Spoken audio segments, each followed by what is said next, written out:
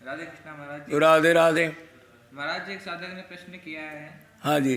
कि जो सभी आश्रम में दान मांगते, आश्रम को सुंदर बनाने के नाम पर, गौशाला बनाने के नाम पर और किसी काम से, तो जो दान देने वाले उनका पैसा जो है सच्ची नेक कमाई का होता है, और अगर सच्ची नेक कमाई का नहीं होता है तो वो पैसा आश्रमों पर या बेईमानी का पैसा उसे ठगी नहीं करेगा और उसे नुकसान नहीं पहुंचाएगा आश्रम को।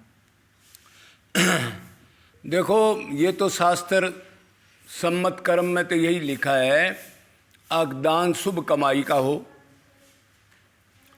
और अहंकार से ना दिया जाए। अब जो लोग आश्रम बनाने के लिए या गौशाला के लिए दान मांगते हैं,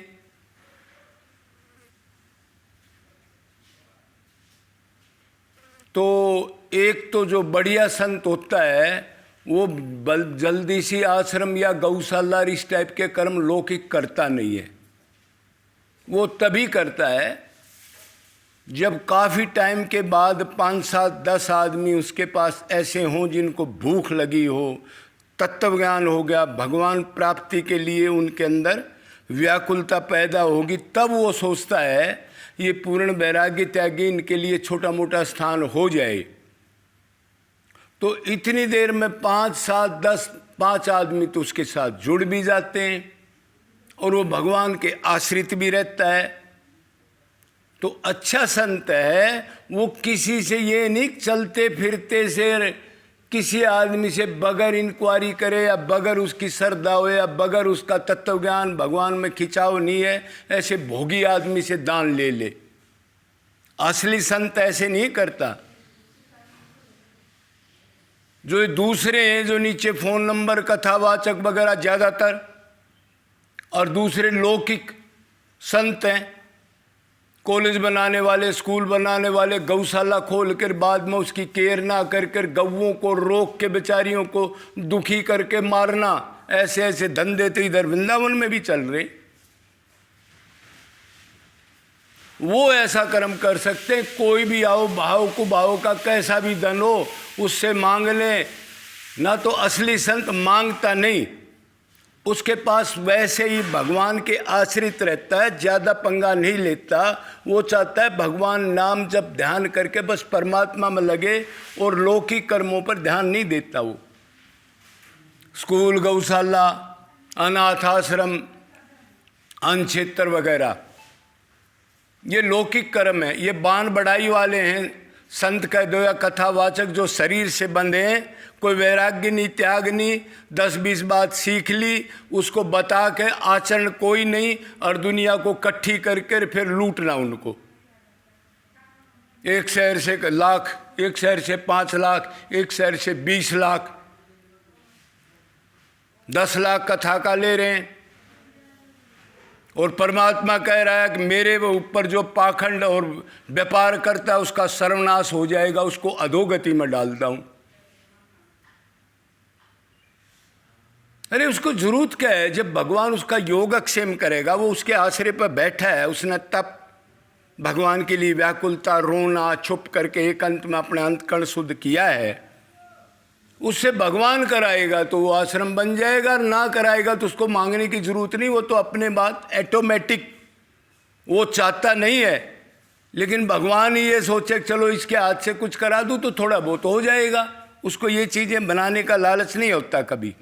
उसको ये होता है मैं अपना आनंद लूँ भगवान से प्यार करने का, और कोई दूसरा भूख का जीव आए तो उसको बता दूँ, लौकिक कर्मों से वो दूर रहता है।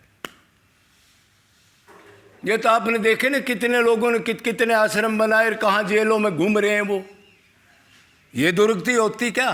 क्यों? बाद में नीचे कंट्रोल नहीं रहता, तरह तरह के भोगी आदमी आ जाते हैं, कुर्सियों पर बैठ जाते हैं, लूट का धन होता है, और बहन बेटियां भी आती हैं, और उधर फिर वही अंतकरण तो शुद्ध है नहीं, क्या होगा ये तो आप जानते हो। तो इसका मतलब ये है वो दान किसी चलते फिर से नहीं लेता।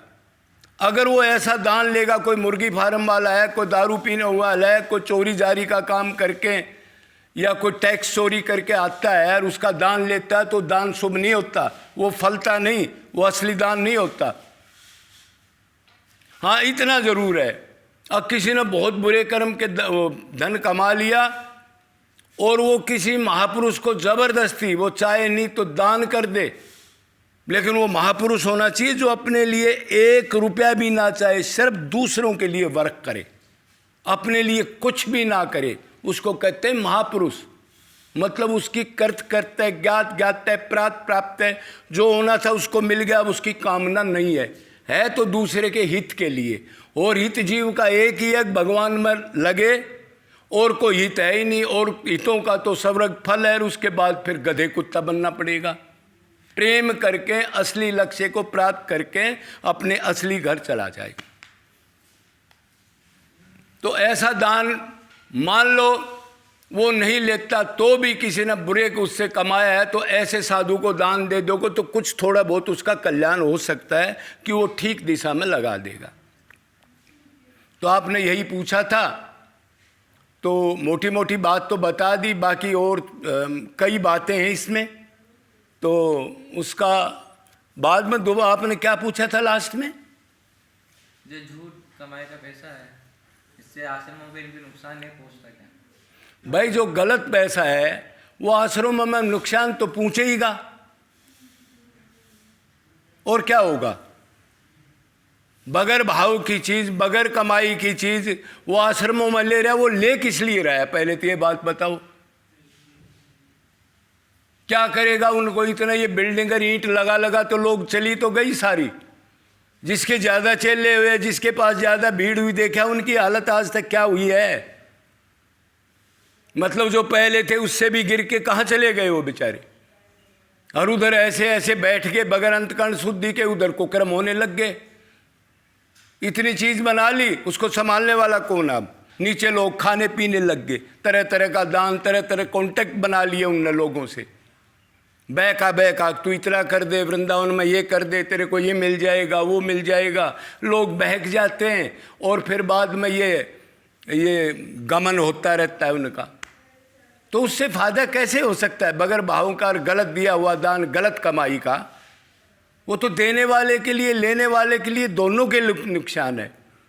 लेकिन महापुरुष को अगर कोई गलत दान भी दे दे और वो ले ले, एक तो वो लेगा नहीं, तो थोड़ा बहुत ये है कि उसका मामूली कुछ कल्याण हो सकता है कि वो ठीक दशा में लगाएगा, मतलब जीवों के प्रति लगा देगा। पाखंड में या खाली ईंट रोड़े या मंदिर बना बना ऊंचे ये नहीं लगाएगा वो तो ये है जीव कल्याण में लगा देगा। किसी जीवों का, जैसे कोई पानी का बंदोबस्त करा दिया, कहीं दरख्त लगवा दिए, कहीं चुग्गा डलवा दिया, कहीं दूसरे जीव हैं उनका दुखी हालत में उनका कोई इलाज करा दिया, बंदर हैं, कुत्ते हैं, भगवत स्वरूप उनके लिए, मतलब उनको सेवा कर दी उनकी। तो शुभ कमाई का दान ही, पात्र भी देने वाला भी ठीक हो, भाव भी ठीक हो, और लेने वाला भी अधिकारी हो, मतलब अपना इच्छाओं का दमन कर चुका हो। तो फिर दूसरे के हित के लिए उसके अंदर इतना ज्ञान होता है, वो उसका दुरुपयोग नहीं करेगा। तो इस टाइप का दान ठीक है। और ये कथावाचक वगैरह और ये बड़े बड़े बन रहे, नीचे फ़ोन नंबर दे रहे हैं 51,000 की, ये सेवा 20,000 की, ये तो 1 नंबर के कुकर्मी है। अरे भगवान के प्यारे को ये एडवर्टाइज करने की जरूरत नहीं होती। अगर भगवान ने उसे कुछ कराना हो तो ना उसकी इच्छाएं होती, वो तो अपने आप ही ठीक, अपने आप उसका सेटलमेंट जो कराना वो करा देता है। ये तो पाखंड है सारा।